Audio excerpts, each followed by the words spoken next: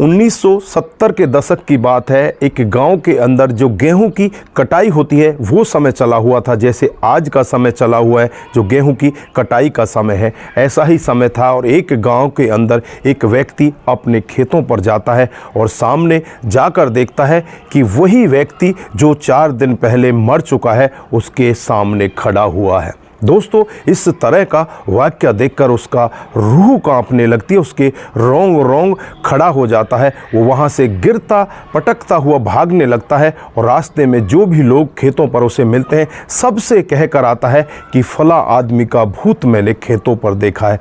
दोस्तों, उसके बाद जो जंगल में लोग बाग होते हैं उनमें भगदड़ मच जाती है, लोग बाग भग भगाकर अपने गाँव में पहुँचते हैं। दोस्तों, इस सब की सचौटी करने के लिए कुछ लोग जो समझदार होते हैं वो जंगल में जाते हैं और जंगल में जाने के बाद देखते हैं तो सामने वही व्यक्ति होता है जो 4 दिन पहले मर चुका होता है। दोस्तों, वो व्यक्ति उनकी तरफ आने लगता है तो पूरा का पूरा गांव यहां से भागने लगता है।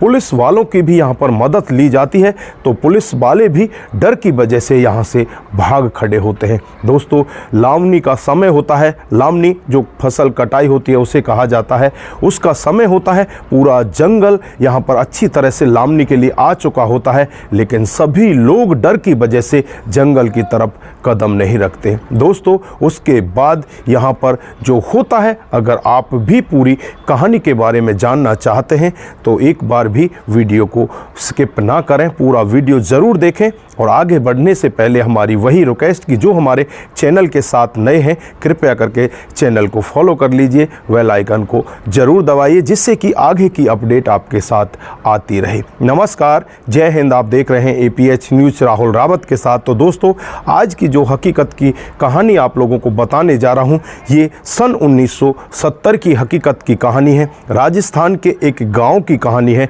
दोस्तों, यहाँ पर एक झंडू नाम का व्यक्ति रहा करता है और झंडू अपने खेतों पर रहा करता है। जो उसके बीवी बच्चे होते हैं वो गांव में ही रहा करते हैं।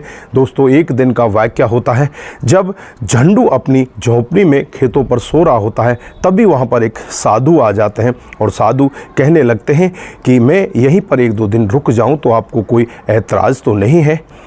यहाँ पर जो झंडू होता है वो कहने लगता है कि बाबा, ये तो हमारे सौभाग्य की बात है कि अगर आप ऐसे हमारे साथ में रहोगे तो बहुत अच्छा लगेगा। इसके बाद जो झंडू होता है उस साधु महाराज से कहने लगता है कि शाम को मेरे बच्चे खाना लेकर आ जाएंगे, मैं उससे पहले अपनी बेटी के घर जाना चाहता हूँ। मेरी बेटी का घर यहाँ से करीब 8-9 किलोमीटर है, मैं रात में होकर वहाँ से सुबह तक वापस आ जाऊँगा।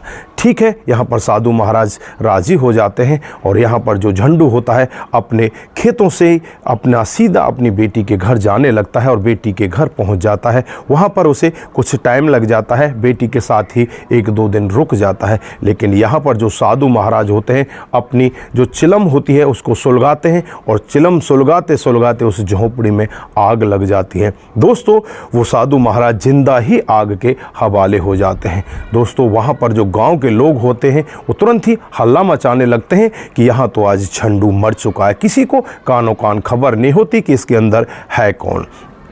दोस्तों, उसके बाद जो घर वाले होते हैं झंडू के उनको पता चलता है, उसके बेटा बेटी को पता चलता है, तो सभी लोग यहाँ पर छाती पीट पीट कर रोने लगते हैं कि हमारे बाबा इस तरह से आग के हवाले हो गए। दोस्तों, उसके बाद जो बची कुची अस्थियाँ होती हैं उनको वहाँ से निकाला जाता है और जो राख होती है उसको खेत में ही फैला दिया जाता है।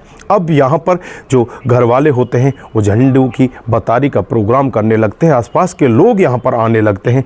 दोस्तों, फिर यहाँ से जैसे ही 3 दिन बीतते हैं जो झंडू होता है वापस अपनी बेटी के घर से अपने खेतों पर आने लगता है। दोस्तों, जैसे ही खेतों पर झंडू पहुंचता है तो वहां सामने एक व्यक्ति जो गेहूं की कटाई कर रहा होता है वो सामने झंडू को देखता है और झंडू को देखते ही उसके पसीने छूट जाते हैं। वो वहां से उल्टा ही कलामुंडी खाते हुए वापस अपने गाँव की तरफ भागने लगता है। झंडू से आवाज़ भी देता है कि तू भाग क्यों रहा है, लेकिन यहाँ पर वो व्यक्ति रुकता ही नहीं, सीधा ही भागने लगता है।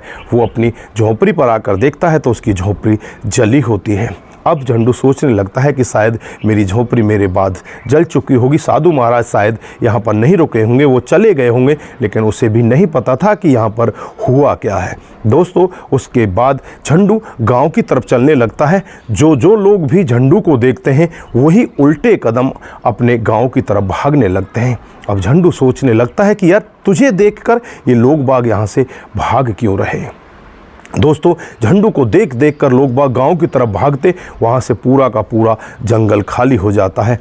दोस्तों उस समय पुलिस वाले जो होते हैं वो घोड़ों पर आया करते हैं। पुलिस को खबर दी जाती है, पुलिस वहाँ पर पहुँच जाती है। जो झंडू होता है अपने खेतों के अंदर चला जाता है।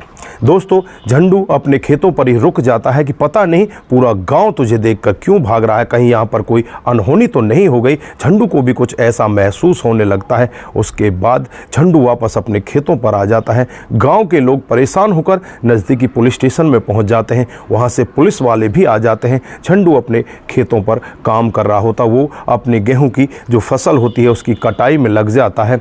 इधर जो गांव के लोग होते हैं दूर खड़े होते हैं, पुलिस वाला आगे आ जाता है और पुलिस वाला आगे आकर जब झंडू को आवाज़ देने लगता है कि यहाँ पर कौन है, यहाँ पर कोई ऐसा व्यक्ति है क्या जो यहाँ पर गांव के लोगों को डरा रहा है। पुलिस वाले को भी डर होता है और जब झंडू खड़ा होता है तो वो सोचने लगता है कि शायद पुलिस आ चुकी है, अब ये तो मेरी बात को समझ जाएगा। लेकिन जब झंडू वहाँ से खड़ा होता है और पुलिस वाले से कहने लगता है कि साहब रुक जाइए, मैं आपके पास आ जाता हूँ। अब पुलिस वाले को ऐसा सुनाई देता है कि तुम रुक जाओ, मैं तुम्हें देख लूँगा। दोस्तों वहाँ पर जो घोड़ा होता है उसने एक खूंटे से बांध रखा होता है। अब वो उस घोड़े को खोलना भी भूल जाता है, तुरंत ही घोड़े के ऊपर बैठ जाता है और घोड़े में जैसे ही उसे आगे चलाने के लिए बढ़ता है तो घोड़ा खूंटा उखाड़ लेता है। वो खूंटा उखाड़कर उस पुलिस वाले के सर में लगता है। तो यहाँ पर लोग बाग भागने लगते हैं और कहने लगते हैं कि पुलिस वाले को भी झंडू ने नहीं छोड़ा, इसको भी इस तरह से इसके सर को फोड़ दिया। दोस्तों अब गांव में हाहाकार मचने लगता है। कोई भी व्यक्ति खेतों पर जाने के लिए तैयार ही नहीं होता कि झंडू का भूत है वहां पर, वो किसी को नहीं छोड़ेगा, सबको मार डालेगा, जो भी वहां पर जाएगा उसी को मार डालेगा। अब झंडू बहुत ज़्यादा परेशान हो जाता है कि ये गांव ऐसा कैसे हो गया। लेकिन वो अपने मन ही मन सोचने लगता है कि शायद यहाँ पर जो साधु महाराज थे वो मेरी झोपड़ी में जल चुके हैं। अब इनको विश्वास कैसे दिलाया जाए, कैसे इस गाँव को रोका जाए, ये गाँव तो वापस भाग रहा है। दोस्तों फिर वो अपनी बेटी के पास जाता है और शाम को अपनी बेटी को लेकर वापस खेतों के रास्ते आने लगता है। दोस्तों जैसे ही वो गांव के किनारे पहुंचता है तो गांव के किनारे पहले कुआं हुआ करते थे। दोस्तों उस कुएं पर कुछ लेडीज़ पानी भर रही होती हैं। दोस्तों लेडीज़ जब उस झंडू को देखती हैं, उसके साथ एक लेडीज़ देखती हैं, तो वहाँ से भागने लगती हैं और कहने लगती हैं कि आज तो झंडू अपने साथ में एक भूतली भी लेकर आया है, भूत के साथ में भूतली आ चुकी है। दोस्तों अब गाँव में हाहाकार मचने लगता है, लोग बाग भागने लगते हैं। दोस्तों झंडू भी उनके पीछे भागने लगता है कि किसी एक को पकड़ूं और उसको मैं समझा दूं। दोस्तों उसके बाद एक बुजुर्ग व्यक्ति होता है जिसकी उम्र लगभग 75 से 78 साल के बीच में होती है। दोस्तों भागकर झंडू उस बुजुर्ग व्यक्ति को पकड़ लेता है और पकड़ने के बाद उससे कहने लगता है कि मैं तुम्हें सारा मामला बताता हूं। लेकिन वो बुजुर्ग व्यक्ति थर थर कांपने लगता है, अपने कपड़ों को खराब कर देता है और कहने लगता है कि झंडू भाई मैंने तेरा कुछ भी नहीं बिगाड़ा, मैं तेरे परिवार को भी तंग नहीं करता, मुझे छोड़ दो, मैं मरना नहीं चाहता।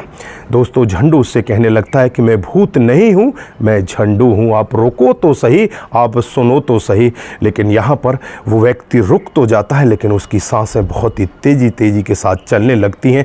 उस व्यक्ति से वो कहता है कि इन गाँव वालों को रोको, मेरे साथ जो पीछे आ रही है मेरी बेटी है, वो सब मैं आपको बताऊँगा कि यहाँ पर हुआ क्या है। फिर वो बुजुर्ग व्यक्ति गाँव वालों से कहने लगता है कि रुक जाओ, ये झंडू का भूत नहीं, खुद झंडू है, इसकी कहानी तो सुन लो, और जो पीछे आ रही है वो इसकी खुद की बेटी है। दोस्तों जब बुजुर्ग व्यक्ति ऐसा कहता है तो सामने वाले कुछ लोग तो कहने लगते हैं कि झंडू ने इस बुजुर्ग को भी बहका लिया है, अब ये हमको पकड़ने की चांस में है, ये हमें पकड़ लेगा और हमें मार देगा, इसके साथ भूतली भी है, भाग चलो, इसको तो ये मार ही देगा। लेकिन कुछ लोग वहाँ पर समझदार होते हैं, वो कहने लगते हैं कि ये बुजुर्ग व्यक्ति गलत नहीं कह रहा, इसकी बात सुनो तो सही, ये कह क्या रहा है। उसके बाद गांव के लोग उसके नज़दीक आने लगते हैं और नज़दीक आने के बाद जब झंडू उनको बताता है कि मैं झंडू का भूत नहीं, मैं झंडू ही हूँ। दोस्तों उसके बाद जो उनकी बेटी होती है झंडू की, वो भी वहाँ पर आ जाती है और कहने लगती है कि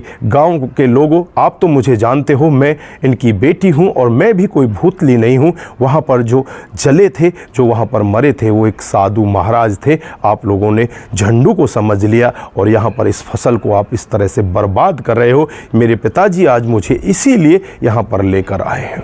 उसके बाद जब गांव के लोग बाग इस तरह का वाक्य सुनते हैं तो सभी के सभी लोग अपने पैरों को वापस खींचने लगते हैं और उनके पास आ जाते हैं। पास आने के बाद भी उनको विश्वास नहीं होता, उस व्यक्ति के पैरों की तरफ देखने लगते हैं कहीं इसके पैर उल्टे तो नहीं। क्योंकि दोस्तों कुछ लोग इस तरह से मानते हैं कि जो भूत प्रेत होते हैं उनके पैर वापस यानी कि उल्टे होते हैं। आपके पैर तो सीधे होंगे लेकिन उनके पैर उल्टे होंगे। इस तरह से उसकी जांच पड़ताल करने लगते हैं और तब उसके बाद वो पहचान जाते हैं कि वाकई में ही ये झंडू का भूत नहीं, झंडू ही है। दोस्तों उसके बाद वो गांव फिर से बसता है और फिर वो गांव अपनी जो कटाई होती है, जो फसल गेहूं की वहाँ पर कुर रही होती है, उसको दोबारा से काटने के लिए तैयार हो जाते हैं। तो दोस्तों ये थी आज की कहानी जो 1970 में घटित हुई। तो दोस्तों आप लोगों को ये कहानी कैसी लगी? अगर आपको जरा सी भी प्रभावित करती है, जरा सी भी अच्छी लगती है तो दोस्तों के साथ ज़रूर शेयर करके जाइए।